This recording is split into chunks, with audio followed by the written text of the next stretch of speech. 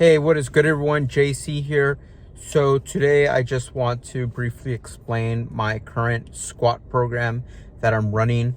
I'm running the Russian squat program, which I've done in the past. I thoroughly enjoy the program. It's a pretty straightforward program. You run it for 6 weeks. And the times that I have ran it, at least, I have gotten results. It's a pretty realistic program in terms of what your increase in max will be. It's about 5%, so they got you pegged at about 105% at the end of the program. It's a straightforward program where weeks 1 through 3 you're focusing mostly on volume work, and then weeks 4 through 6 you're kind of doing a little bit more of heavy squat work, but still like in a pretty manageable range. I currently have a 1RM of 340, or 1 rep max of 340, which is about, let me see what it is in kilos.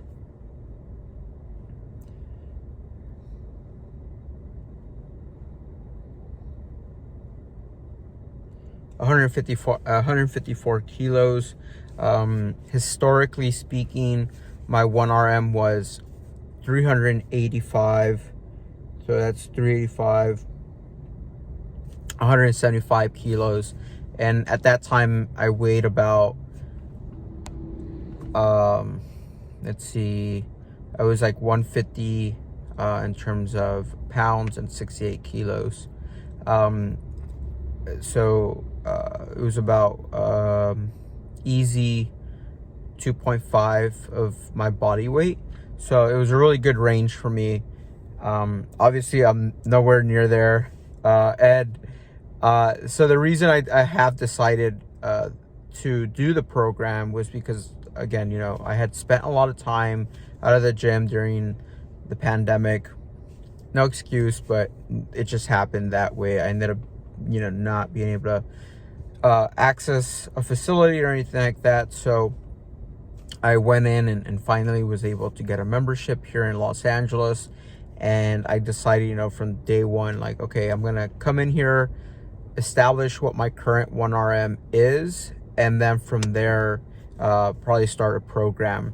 What I wanted to do the first kind of couple of weeks was to first do a little bit of volume work, also gauge where I was at the moment in terms of my 1RM. I didn't want to go too crazy, so what I did was I went ahead and went the first day, which was actually quite surprising for me, because I had figured, I hadn't trained for a little over a year, I'm going to be honest, and I was able to walk away doing like a 305 squat. I was really happy about that, because to me I was like, okay, great, like at the very least I still have the base. I just have to work from there, but also like do this right, not have to like jump into it and kind of rush myself or anything like that. So 305, and then I decided, like, for the rest of the week I'll do like a little bit more volume work, and then I'll come in and do another 1RM and see where I'm at. So at the end of that week, I came back in, I did a 315, felt good. I was like, okay, cool, I see where I'm at. And also the thing is, when I had done the 315, I felt it easy, or relatively easy, and it felt good. So I was like, okay, I'm able to move the weight, this is great. Then I decided, okay, I'm gonna go into the week doing some volume, get myself ready, and then I'll go ahead and try to perform again a 1RM. My goal is to perform a 345, and so at the end of that week I ended up actually doing it on the same day, 330 and then 340. I did the 340 assuming I had done the 345, but then I had counted the numbers. However, did the 340 right after like the 330. It felt good, so I said, okay, you know what, I'm gonna go ahead and establish the 1RM for the program at 350 without having done the 350. And my reasoning behind it was just like, okay, I felt good on the 340 what end up happening is like I have another week that I'm gonna, do it right, where volume, and then try to do the next 1 RM. But I said, you know what, like I can easily just peg the program at a 350 1 RM, and then just work from there. And so that's what I decided to do. I went ahead and established the 1 RM as the 350, and it has me pegged for the new 1 RM to be at 367.5, about 368, close to 368, which is about 105% of that 1 RM max. So I'm okay with that. The numbers are really doable. So I'll go ahead and read out what the numbers are for weeks 1 and 3, where it focuses more on volume work. So it's 280, 6 sets of 2 reps, 6 sets of 3 reps, 280, 6 sets of 2 reps, 280.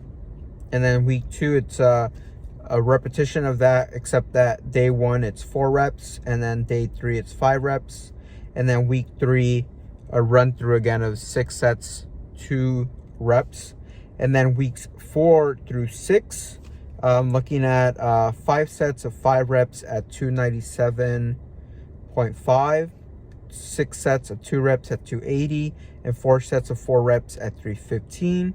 Week 5, I'm looking at 280 at 6 sets of 2 reps, 332.5, or this is going to be tricky because I don't have those fractional plates.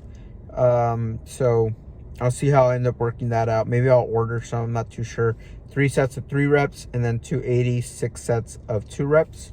And then week 6, it's 350, your current 1 RM, for 2 sets of 2 reps, 280, 6 sets of 2 reps, and then the 367.5, which is the 105% for a 1 RM. I really like the Russian squat program.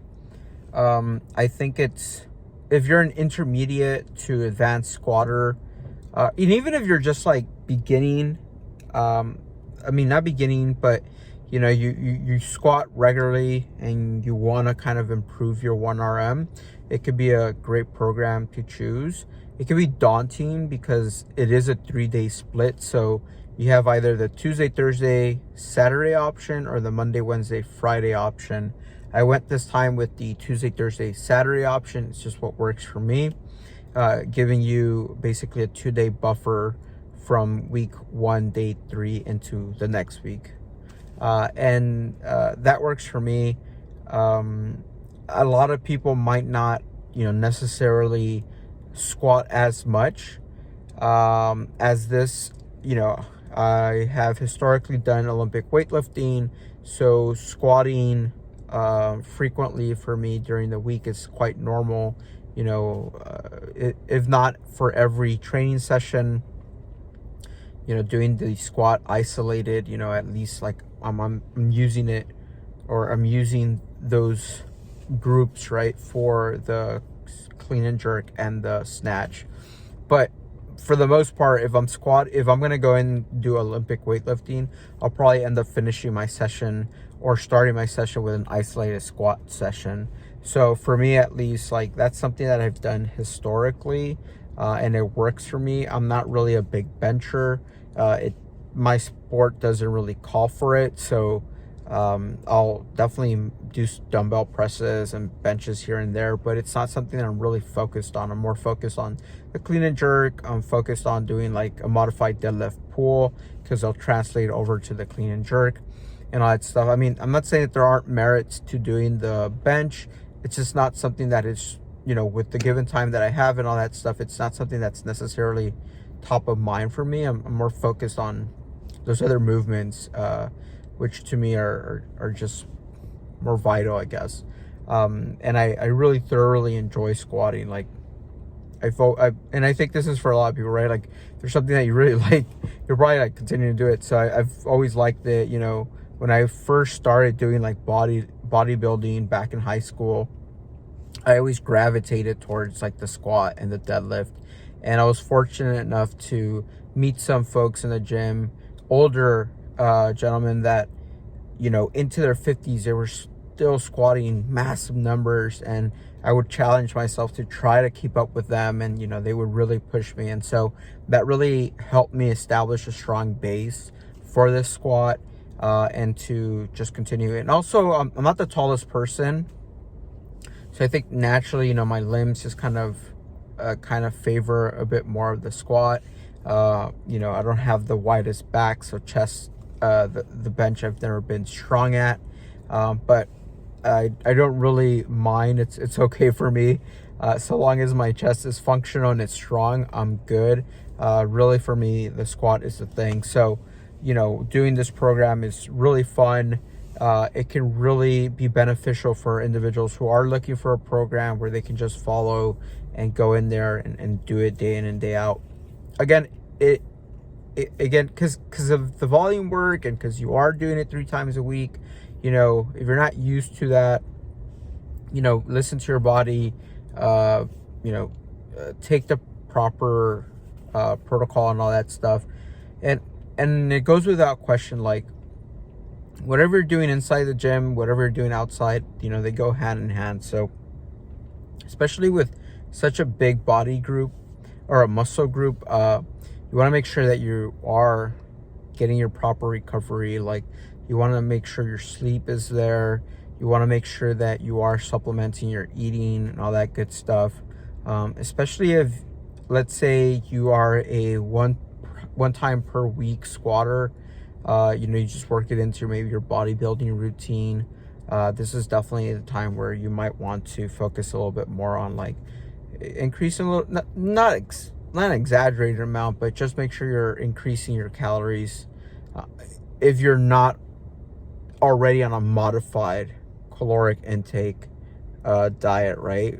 Where, you're going to be needing that extra to be recovering and all that good stuff, right? So I definitely recommend the Russian squat program, especially if you are doing weightlifting. Like I said, I have done it in the past 3 times. I did it, I think, twice for the back squat and once for the front squat. Might be the other way around, but I don't recall. But for the front squat, I got to a 385, which was 2.5 body weight. And then for the front squat, I got it up to 300, which was 2 times body weight. I was 150 at the time. And for the front squat, that one was brutal. I mean, I am someone who does squat a lot, right? Like I said, but doing a program where you're solely just doing front squats 3 times a day. The Bulgarian weightlifting team, back when they were like, the best weightlifting team, and regardless of them being on performance enhancers, it doesn't matter. Like, they were just solely doing, or for the most part, they were doing front squats. If they were doing back squats, they thought it was an accessory. Like, for them, it was like front squats, front squats, front squats.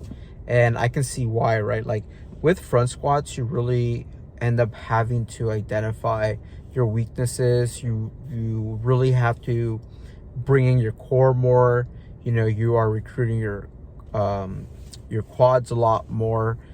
It's definitely challenging. Just like the rack position for the front squat can be very challenging, but it can also be very rewarding. And honestly, with the programming for the front squat, it translated perfectly over to the clean, and also even the snatch, right? Like, in general, like right now, I guess, like, I'm focusing on back squats because I do just want to reestablish a strong base to work from, and then start to again focus on the front squat, because I treat the front squat more like as a technical, or like very technical squat, opposed to the back squat. You get away with a lot more, right? You're like recruiting different muscle groups. The mechanics of it are quite different.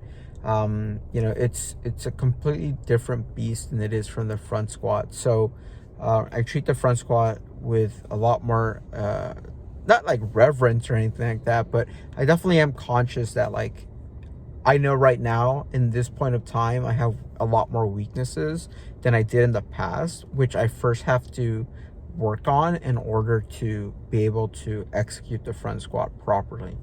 And so I'm mindful of that. And that's why, instead for me, the back squat is what makes the most sense right now. And just kind of getting that strong base and all that good stuff. So with that, I highly recommend that if you have been thinking about doing a squat program, and maybe you are exploring different programs, the Russian squat program, you can easily find it online. It's just like type Google and just be like Russian squat program. I'll leave a link to the calculator that I use. It's really easy. You pop in your current 1RM and then it spits out your programming for the next 6 weeks. It's been used for a very long time. The Russians will use it a lot, and we know that they are beasts when it comes to ollie lifting, to squatting, to all that good stuff. So it really is a really great program for that. It's very structured and simple to follow. And I guess the hardest thing with programming is just like the cadence, right? Like, okay, I'm gonna squat 3 times a week. Okay, I'm gonna do these reps. And especially someone like me, I easily can fall out of the programming because I will want to attempt the 1RM. And that's something that I would do like almost every week. I would go in, it would be like Friday, and it's like, okay, I got some extra times. Buddies were at the gym, and it's like, let's just max out. It's fun. We'll then go have dinner, and we'll recover, we'll rest, and all that good stuff. So that's the hardest part, right? For me at least, to be like staying on that. But it's well worth it. You get to the end of the program, and you're already okay. Cool. I've conditioned. I've done the maintenance work. I've done all that good stuff. Let me hit this 1RM. And it's not to say that okay, so if you do get to the 105%, doesn't necessarily mean you can't go above, right? Like if you're feeling it and you're feeling great, you can definitely go higher than that after at least hitting whatever the program 105% is. And then see where you're at, and then give yourself like a tapering off period, where you're just maybe doing some conditioning work or doing some maintenance work and all that stuff, and you can restart the program again. So it's good for that. Or try Smolov. People do Smolov, or they'll do Smolov Junior. Those are great too. They're all like in the same school of thought, kind of. They're kind of like cousins of each other, right? So Russian squat program would just be kind of like a variation of that and whatnot. So definitely I recommend it. I'll be sharing the day-to-day via shorts. That's what I've been doing on my Instagram. I'll kind of just share okay, day one, or day one of week 1, and I'll just share a set of it, and a little bit of commentary on it and whatnot. So I'll do that here on YouTube too. I already had completed day 1, so I'll put that up on shorts, and then I'll put in any necessary or any relevant resources, for example the calendar and all that stuff. And you can always hit me up, if you want to I don't know, just ask about your I'm no pro, right? For example, for the first 3 weeks, what I'm gonna do, at least since it's the lighter portion of it, I'm really gonna focus on the speed, especially on the ascend part.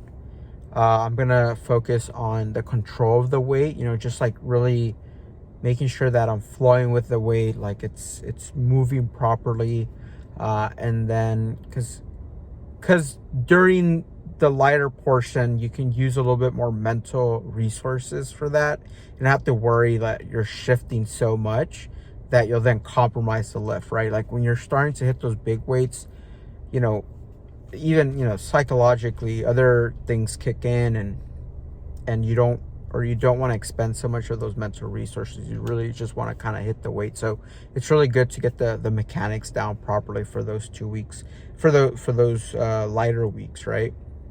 And then thirdly, really keeping my hips like under the bar, like, you know, really working on that, trying to not rely too much on like descending down and like bringing a lot of the weight to my lower back, like really making sure my hips, and I'm recruiting those portions and then using that force to come back up. It makes it a bit more difficult, but in the long run, you know, it's you know, everyone has kind of like opinions and views of the biomechanics, and everyone is different, right? But for me, at least, like that is I feel like a critical aspect of just like keeping the bar, or keeping my hips directly under the bar, and like doing a smooth movement of it. I know when I start to shift, I feel it, right? And so that's something critical for even you or any other individual, like especially when they're like, you know, descending or ascending, like they'll feel their body shifts, right? And those are usually like areas of opportunities or weaknesses and stuff like that. But anyways, I hope you enjoyed it. I hope you, if you haven't, you know, in the past tried out the Russian squat program, or if you have any other questions, like let me know, leave it in the comments. I'll get back to you as soon as possible, or, you know, hit me up on Instagram. I'll leave my account, and then I'll also just be sharing the each day at least of the programming via short, so you can like easily find them there as well. So thank you for tuning in. JC here, and I'll see you later.